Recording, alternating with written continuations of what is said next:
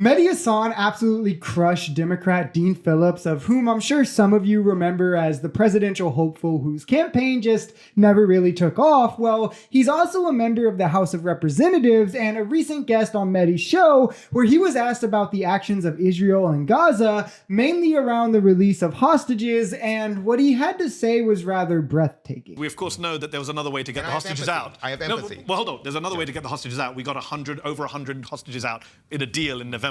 You could have got Benjamin Netanyahu blocking another deal. But just I want to be very specific. In your view, is killing 274 Palestinians, including many children, an acceptable price to pay for the freeing of 4 Israelis? Like I said, I don't. This you want a clear answer, and you want to make this black and white. Is it an acceptable price to pay? It's an unacceptable price, but I think it's a price that has to be paid.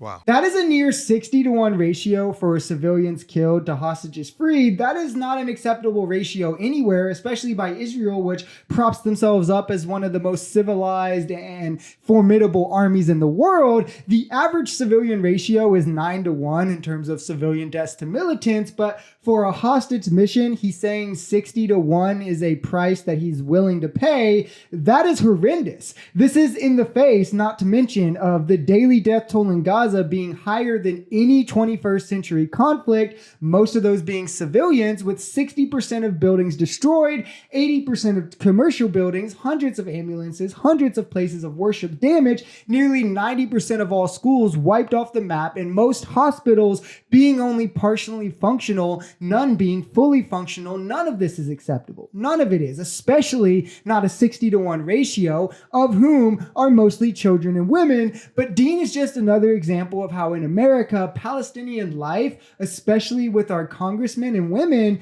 Palestinian life is just a number on a piece of paper. Does that ratio work the other way? How many Israelis can Palestinians kill in order to free Palestinian detainees who are currently being tortured in Israeli captivity, some of them being raped to death, according to the New York Times last week? Can they kill 200 Israelis? Hold on, let me finish the question. Can they kill 200 Israelis to free 4 Palestinians who are being tortured in an Israeli prison? I think it's a question that I'm sure Palestinians are asking the same way as Israelis. But no, you answered it. You answered it for Israel. I would like you to answer it in reverse. Let me just clarify something you just said. You said Palestinian prisoners are being raped to death by Israeli soldiers? Yes, this is a report in the New York Times last week. Okay. I don't believe that to be true. Nonetheless, the question. A 41-year-old detainee said the interrogators made me sit on something like a hot metal stick and it felt like fire. He said another detainee died after they put the electric stick up his anus. Just the way he scoffs at it and has a tone of voice like Israelis would never do that is kind of sickening to hear. And I never understand why people who are so staunchly willing to jump to the defense of Israel just instantly plead the fifth and don't know anything when it comes to the actions of Israelis. Like, what kind of research are you even doing on the matter before you formulate your opinion? It's almost like you just have preconceived beliefs that either AIPAC is putting into your head or that your Zionist mannerisms are. The reports are there for anyone who wants to read them. They're clear as day, from thousands detained in Israel without charge, put through different methods of torture, from being forced into small cages, made to sit in crammed and uncomfortable positions for days. Some of the ones that Mehdi mentioned here, sexual assault on the women victims, to systemic executions. We know that there's over 50 prisoners dead at least. Imagine the uproar, the absolute cry from the United States and Zionists if 250 Israeli soldiers, even, let alone civilians, most of whom would be children, were killed in order for those Palestinian hostages to be rescued. This again just highlights the imbalance in the perceived humanity,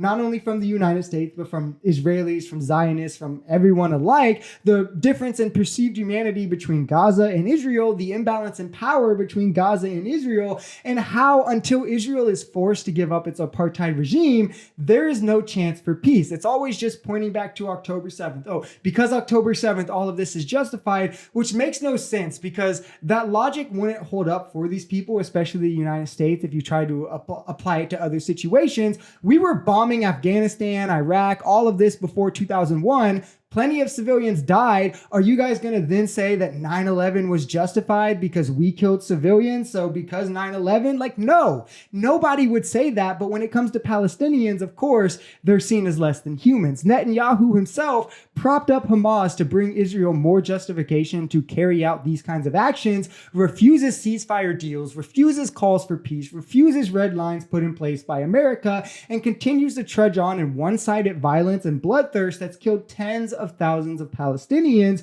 who he has already subjugated to conditions without food and water, without electricity, forcing them out of their homes. And the question that every sensible person, that most human rights organizations are asking is, what will be enough?